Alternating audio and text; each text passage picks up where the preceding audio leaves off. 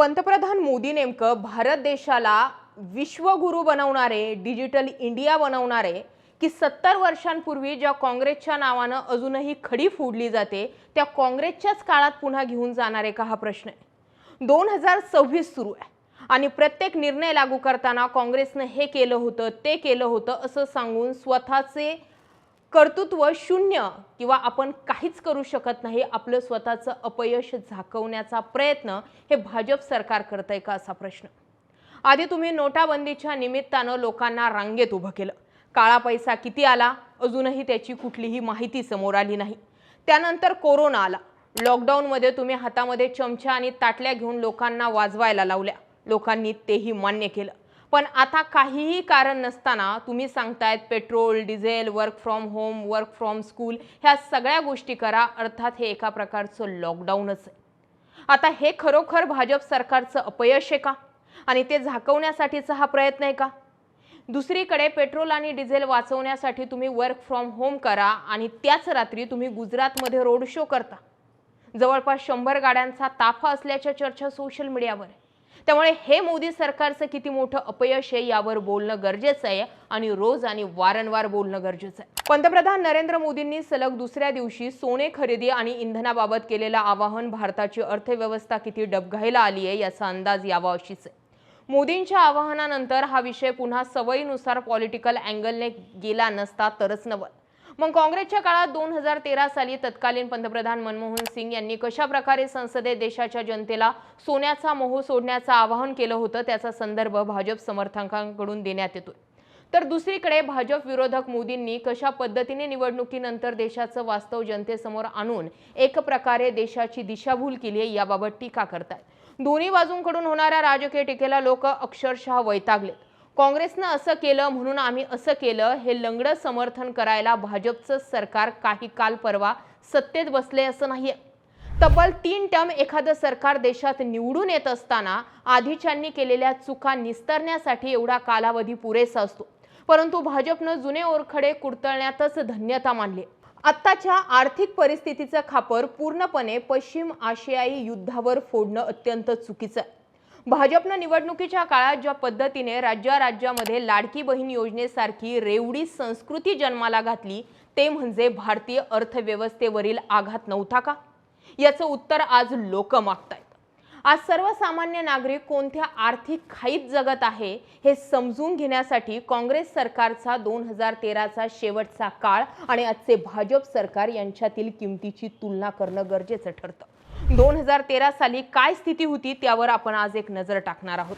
सोनं होतं अंदाजे 27,000 रुपये प्रति 10 ग्रॅम, पेट्रोल अंदाजे 60 ते 70 रुपये लिटर, डिझेल अंदाजे 45 ते 50 रुपये लिटर, घरगुती LPG सिलेंडर 400 रुपये, डॉलरच्या तुलनेत रुपया होता 60 ते 65 रुपये। आता हा व्हिडिओ शूट होत असताना या सर्वांचे नेमकी काय दर आहेत तेही पाहूयात। सोनं आहे साधारणतः 1.5 लाख रुपये प्रति 10 ग्रॅम, पेट्रोल आहे 106 रुपये लिटर, डिझेल आहे 95 ते 100 रुपये लिटर, घरगुती गॅस साधारणतः 950 रुपये, डॉलरच्या तुलनेत रुपया पोहोचलाय तब्बल 95 रुपये 35 पैसे। वरील आकडेवारीमध्ये महागाईचा दर साधारणतः 6% जरी धरला तरी तेव्हाच्या तुलनेत आता वाढलेली महागाई ही सर्वसामान्य जनतेला होरपळून काढणारी आहे। 2013 मध्ये जेव्हा रुपया प्रति डॉलर 60-65 वर पोहोचला होता तेव्हा भाजपनं प्रचंड आंदोलनं केले होते। आज भाजपच्या काळात रुपया ऐतिहासिक निच्चांकी पातळीवर घसरला। रुपया घसरल्यामुळे आयात महाग होते आणि पर्यायाने देशातील प्रत्येक वस्तू महाग होते। या धोरणात्मक अपयशाची जबाबदारी भाजप सरकार का स्वीकारत नाही, हा खरा प्रश्न आहे। गेल्या 13 वर्षात सोन्याचे भाव गगनाला भिडले, दुसरीकडे रुपयाचे मूल्य कमालीचं घसरले। अशा परिस्थितीत सोने खरेदी करू नका, इंधन वाचवा हा सल्ला सामान्य मध्यमवर्गीयांच्या जखमेवर मीठ चोळणारा ठरतोय। महागाईमुळे आज लोक सोन्यांकडे जातायच किती?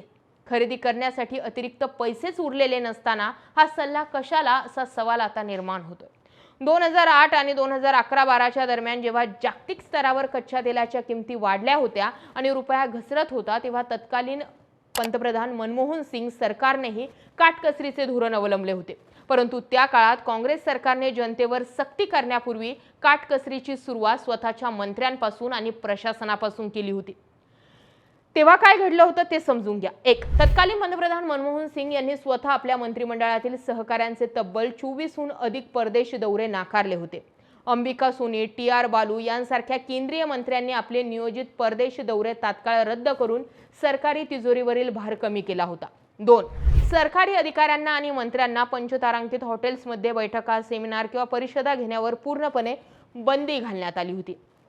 3, केंद्र सरकारने सर्व मंत्रालयांना त्यांच्या प्रशासकीय खर्चात थेट 10% कपात करण्याचे आदेश देण्यात आले होते आणि लष्कर सोडून इतर कोणत्याही विभागासाठी नवीन सरकारी वाहने खरेदी करण्यास मनाई करण्यात आली होती. थोडक्यात काय तर काँग्रेसच्या काळामध्ये सरकारने आधी स्वतःचे खिसे आवळले आणि मग देशासमोर संकट असल्याचं मान्य केलं होतं. या उलट सध्याच्या भाजप सरकारचा दृष्टिकोन जर पाहिला तर एक मोठी विसंगती दिसून येते. एकीकडे पंतप्रधानांनी जनतेला परदेश दौरे टाळण्याचे आणि वर्क फ्रॉम होम करण्याचे आवाहन केले, परंतु दुसरीकडे सत्ताधारी नेत्यांचे दौरे, राजकीय रॅली, कोट्यावधी रुपयांचे भव्य शपथविधी सोहळे आणि निवडणुकांचे प्रचंड प्रचार थाटामाटा सुरूच आहे. जेव्हा आंतरराष्ट्रीय बाजारात कच्च्या तेलाच्या किमती कमी होत्या तेव्हा सरकारने इंधनावरील एक्साईज ड्यूटी वाढवून सरकारी तिजोरी भरली, परंतु आता जेव्हा संकट आलं आहे तेव्हा कर कमी करून जनतेला दिलासा देण्याऐवजी इंधन कमी वापरा, मेट्रोने प्रवास करा असा सल्ला दिला जातोय. राजकीय दृष्टिकोनातून पाहिल्यास भाजप सरकारची ही भूमिका त्यांच्या पॉलिसी फेल्युअरचं लक्षण मानली जाते. पश्चिम बंगालसह 5 राज्यांच्या निवडणुका संपेपर्यंत देशात आर्थिक संकट असल्याचं लपवलं जातं आणि निवडणुका संपताच अचानक जनतेला त्यामागची आठवण करून दिली जाते, त्यागाची आठवण करून दिली जाते. हा विरोधकांचा आरोप सामान्यांनाही पटणार आहे. नेतृत्व ते असते जे संकटाच्या वेळी स्वतः पुढे येऊन त्याग करते. आज देशातील मध्यम वर्ग आधीच महागाई, बेरोजगारी आणि करांच्या ओझ्याखाली दबलेला आहे. अशा वेळी सरकारने जनतेला काटकसरीचे धडे देण्यापेक्षा स्वतःच्या मंत्र्यांचे दौरे, व्हीआयपी संस्कृती आणि सरकारी जाहिरातींवरील उधळपट्टी थांबवून आधी स्वतः करून दाखवावे हीच जनतेची खरी अपेक्षा आहे. नाहीतर राहुल गांधी म्हणतात त्या पद्धतीने सध्या भाजपला किंवा मोदींना सरकार चालवणं कठीण आहे. इंधन, पेट्रोल, सोने, खत, बिबियाणे, वर्क फ्रॉम होम, शाळा घरून करा, क्लासेस घरून करा हे मोदी सरकारचं अपयश आहे आणि ते झाकवण्यासाठी हे एक्सक्यूजेस. या सगळ्या गोष्टींकडे तुम्ही कसं पाहता? व्यक्त व्हा. व्यक्त होण्याची आता वेळ आलेली आहे. राजकारण हा आपला भाग नाही असं समजून विषय बाजूला करू नका. आताची झड थेट आपल्या खिशाला पोहोचणार आहे. त्यामुळे या मुद्द्यांवर जरूर व्यक्त व्हा. जय महाराष्ट्र.